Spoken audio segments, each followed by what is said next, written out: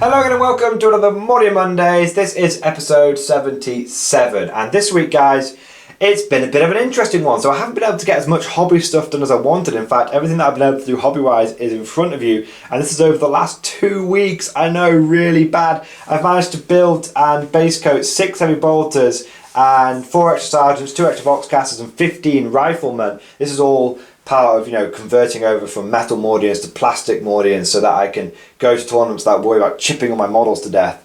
But unfortunately, I've just not been able to get as much painting as I wanted to. This is due to 2 reasons. Number one, last week I was obviously smashing it and getting the battle bunker all set up, and I hope just a little bit of feedback on that, guys. I've been trying to do more live videos using the camcorder and filming things in front of the camera and in the battle bunker. Let me know what you guys think. Do you prefer it this way, or do you prefer the old speaker on the old microphone and with a few pictures on? I'll always keep a mix because I like showing other people's armies off, but let me know what you think about these camera shots, looking at my models kind of thing, videos. Just want to try it, just want to use the battle bunker because I've set it up and I was excited about it. So anyway, so that was the first week, and then the second week, which was this week, guys, the reason I haven't been able to get as much done is I was actually fortunate enough, the weather held up this week and I was able to play a couple of Garden Hammer games. Now, I'm not going to go into a full game-by-game, turn-by-turn breakdown of what happened in those games in this video, just a bit of a high-level summary, but I will be going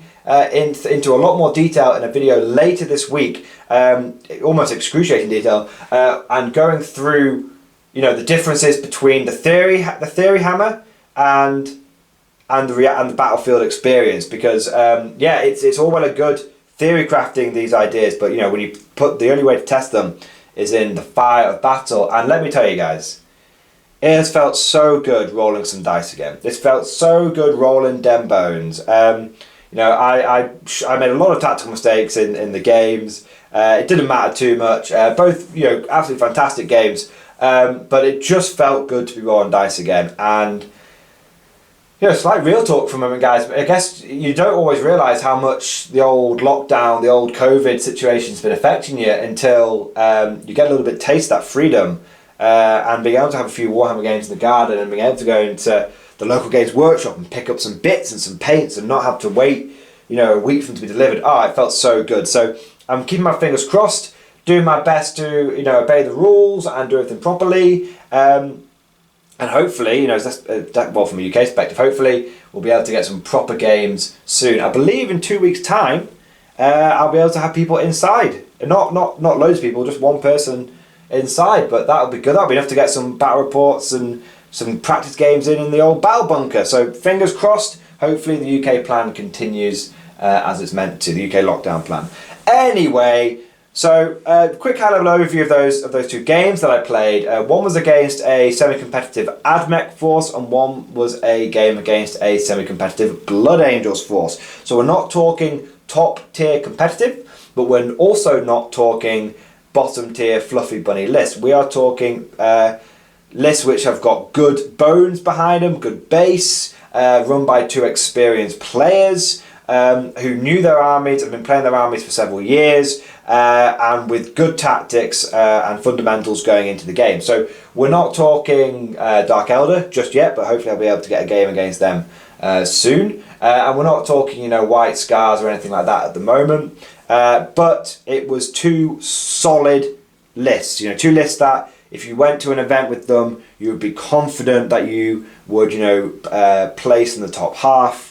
2 lists that you would get a positive win to loss ratio with. So a good start for my refreshing my memory, and a good start in terms of getting games under my belt. Now, in terms of how they went, I got 1 win and one, we called it a draw. It ended on turn 3 just because, unfortunately, of time constraints, but it was looking very interesting.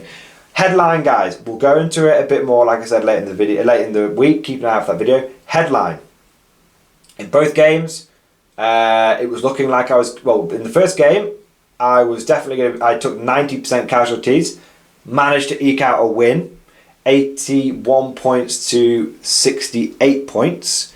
And in the second game, we called it a draw at the end of turn 3, and it was, I was ahead significantly on points. I believe I was ahead by about 20 points at the end of turn 3, or maybe 15, 20 points, but the hammer blow was about to fall from the Blood Angels.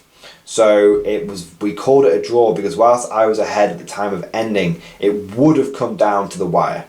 It would have definitely come down to the wire. So that was a really interesting one. But a win and a definite win and a decent draw is a good outing. I was running the Pure Infantry Guard. The list I was running was 180 guardsmen, 30 veterans, a couple of heavy weapon teams. That's right, only 2, not 3. That's because my characters and a few of the weapon teams were a little expensive. I was taking a couple of las cannons, a couple of plasma pistols, purely because of the models that I had, and I was trying to be WYSIWYG as possible. So when I run the list properly, I won't have those fluff upgrades. So you could call my list a semi-competitive one as well. It was as competitive as Pure Infantry Guard can be, but add in maybe a 10% inefficiency factor there, between fluff upgrades and taking las cannons instead of heavy bolters and stuff like that. So yeah, and also in the first game, I very much hadn't put much thought into it. I just took the squads as I built them. I didn't use any of the spare plasma guns that I had built and painted. So it wasn't until I got into the game and I was looking at my list going, oh, flippin' heck, I've turned up with grenade launchers and flamers on pretty much all my infantry squads instead of all my plasma and my melt. So it was a bit of a funny one, but I managed to eke out that win. So yeah, it was really good. Like I said, go into some more detail on that later in the week, so keep an eye out for that video. Proper frontline action. It's given me a lot to think about. Like I said, headlines, it was a draw, a win and a draw. It was looking like very heavy casualties in both games to the Guard, winning on points, but taking huge casualties. The next step in the journey will be to fine tune and homogenize and distill and efficienate, make more efficient the current list. But I've got a strong eye, I've got a big eye, maybe even an eye and a half on a Scion list, because I'm starting to suspect that Scions really are very, very, in terms of Guard, very much the way we want to be thinking about going. It's going to be interesting. We've got to keep an eye on it. Like I said, I'll go into more detail on that. I'll need to play some games with my Scions to see if that thought, that suspicion, that gut feeling is right. So that's that. Now, a couple of other bits I want to wrap up in today's video, trying to keep it short and sweet. So a couple of other bits, which I will be, again, going into more detail on the week. I'm sort of using this video as a, overview summary of what's going to be coming later, more of a forward look than a backwards look. So in terms of what's going to be coming later in the week, we're going to be having a big old talk about Dark Elder. Of course, they're on everyone's mind at the moment. There's been a lot of chit and chat around the water cooler. There's been a lot of theory crafting about how powerful they are, and now we've seen a lot of results to back up that theory crafting. Are Dark Elder overpowered? We've already asked that question once from a theory perspective. We are going to have to revisit it from a reality perspective. It very much looks like the Dark Elder are very, very strong. I hesitate to use the word overpowered. I know it would be very much the fashionable and the clickbaity thing for me to say they are overpowered, but I'm trying to keep a bit of integrity here. I'm probably failing. They are strong. They are the new top faction. They went the recent Texas Grand Tournament with 180 players.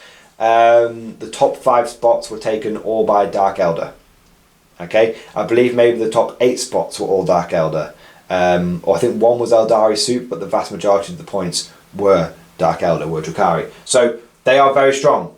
They pretty much all went, the main guy went 8-0 with Dark Elder.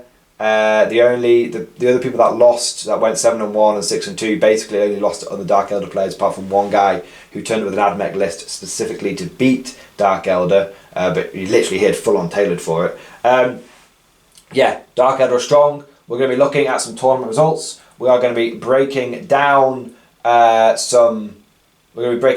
overall trend of what we're seeing. We're seeing, I believe, a 73% win rate over 2,000 competitive games. Yeah, it's pretty nuts how many games have been able to be played with Dark Elder, but it's literally worldwide ITC stats. So it's not too unsurprising. I'm not sure if that includes tabletop simulator games, guys, I'll be honest, but we're looking, look, being conservative, we're looking at about 1,500 to 2,000 competitive ITC recorded games. Dark Elder have got a 73% win rate. We are going to be taking a look at that later in the week. They are very strong. They could be considered overpowered. They could, you know, are they broken? Not sure yet. Now, this may or may not happen. Haven't done this recording yet.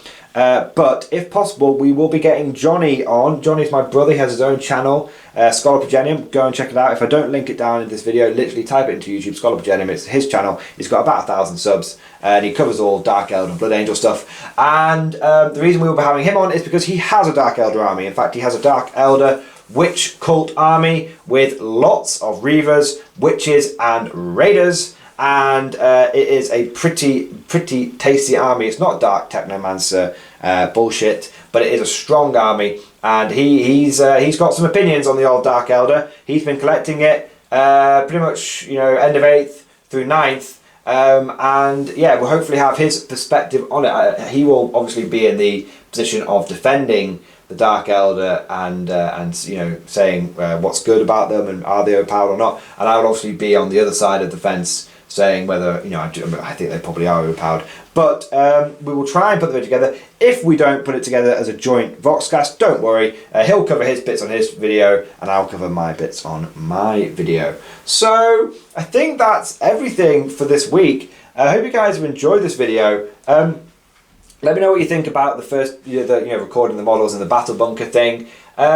In terms of other videos that I have planned for this week, to give you an idea, now obviously schedules always change depending on what is announced and stuff from Games Workshop, but in terms of schedules this week, obviously we've got Mordian Mondays. Then we're going to be doing a proper after action report from those 2 games and what does it mean for the guard, and you know, what my thoughts after rolling the dice and not just theory crafting. We're going to be doing hopefully an army showcase. I know some people have asked, can you go through all the armies you've got in the display cases, so we'll be going through that.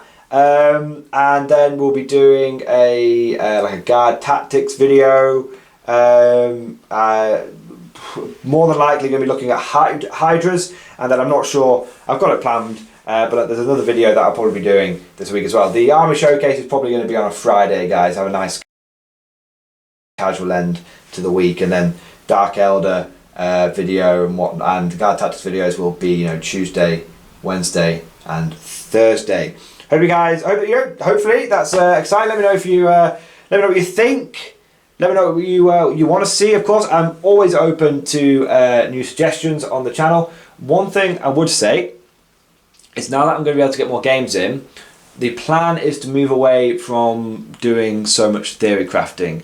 I am always open to sort of criticism and whatnot, and I appreciate, you know, I have covered some pretty wacky concepts over the last 4 months as we've been locked in, you know, making a case for vanquishes and stuff like that.